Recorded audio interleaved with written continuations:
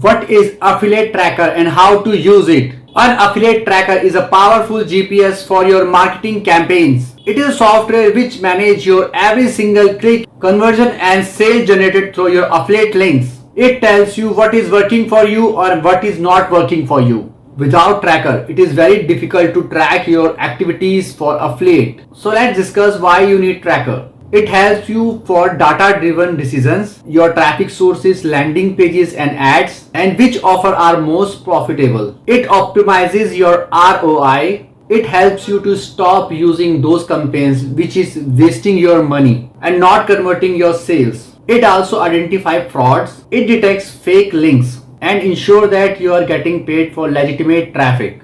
Scale with confidence. You can use your data to accurately grow your business smartly. So let's discuss some of the top affiliate trackers in the market. So the first affiliate tracker is Volume. So check out this website. It is very useful tracking tool, and I have used all these 7 tools which I am giving you. So second one is Bemob, and I have also used this platform. It is very useful.